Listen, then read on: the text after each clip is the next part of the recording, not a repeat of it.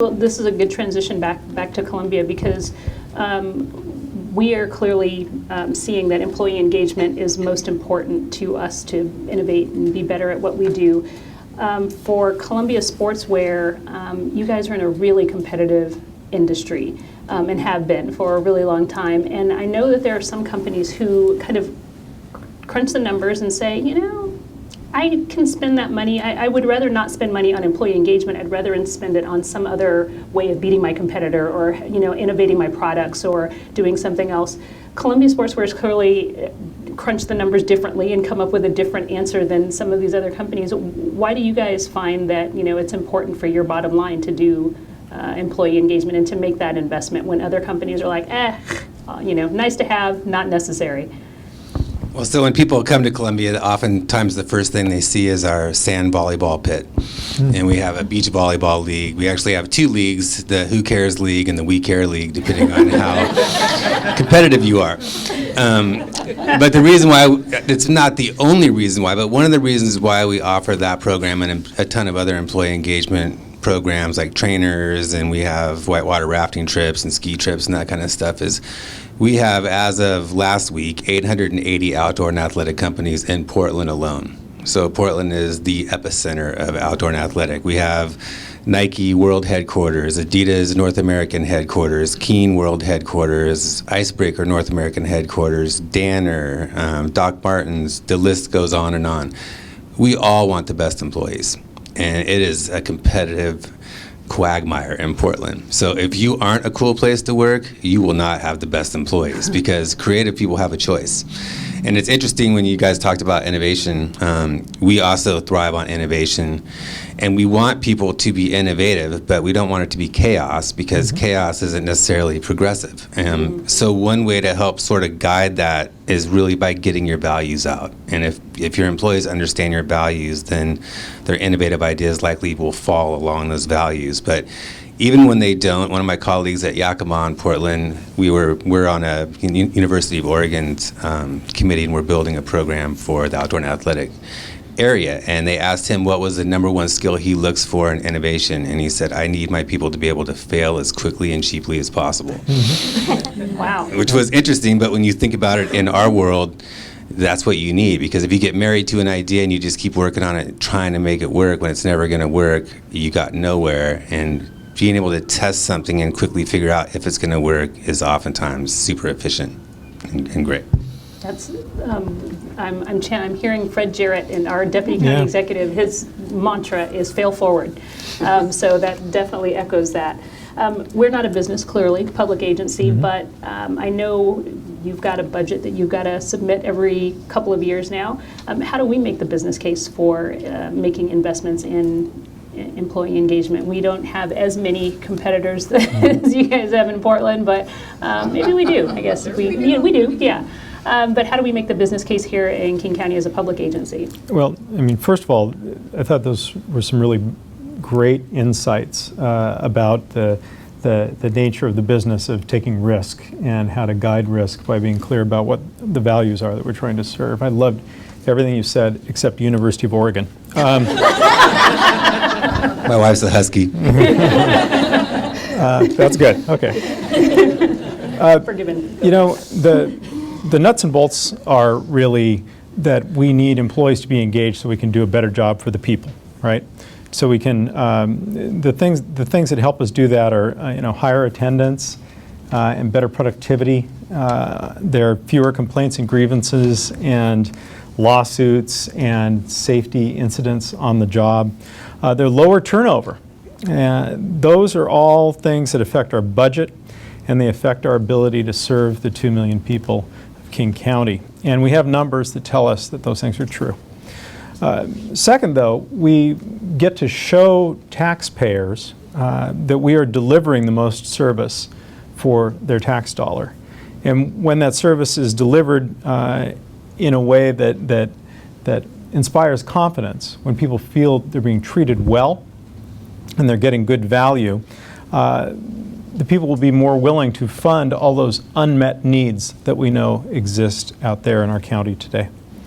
But third, when employees are able to deliver services well and efficiently and provide a good customer experience, they are more satisfied with their jobs.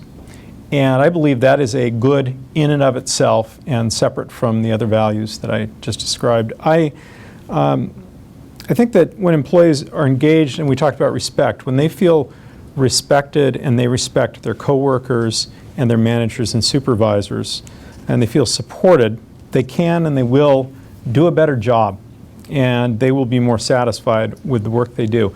I don't know if any of you got to read the recent opinion piece in the New York Times. It was on the 28th of August, and it was fascinating in that they clearly were anticipating our employee town hall today. It was by Barry Schwartz, and it's called Rethinking Work. And overall, it's a description, it's a discussion of exactly what we're talking about today, and talking about the economist, philosopher Adam Smith, and how his notion that people respond solely to material compensation is simply not borne out in reality.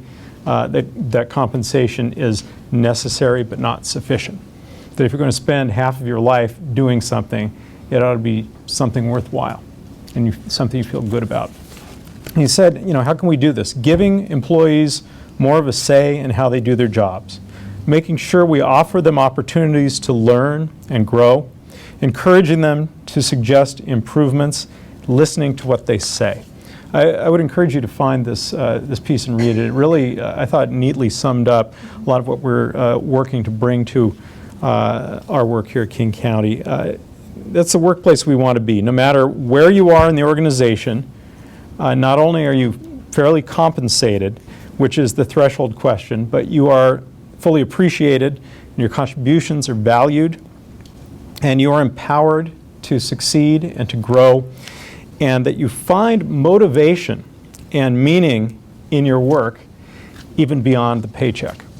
That's what we want employment at King County to be, and we want it to be that for an increasingly diverse, dynamic, new generation of workers that really reflects the changes that we're seeing all across King County.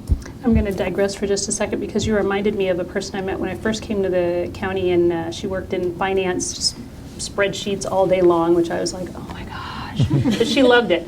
And I said, why do you like doing your work? And she said, well, I get to, get us a better rate on our loans. Not real sexy work or anything, but she said, when I do that, when I can help us get a better rate on our loans, we can stretch our dollars. We can stretch our taxpayer dollars and help a few more people. And I love being able to come to work to help a few more people every day because someone helped me like that once. Yeah. And first I got all verklempt. And then I was like, that's so awesome. And I think that really sums up a lot of why people come to work at the county, because we can do good while we're doing our work.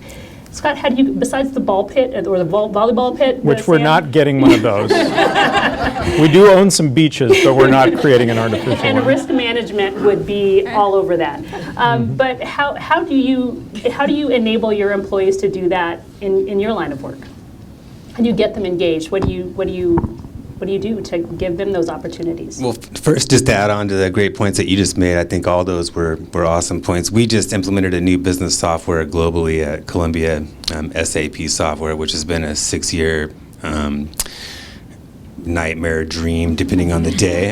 It is now awesome and working well, but as part of that, we really had to sit back and do standard operating procedures for every single task we do as a company and write it out and figure out how to implement it into the software.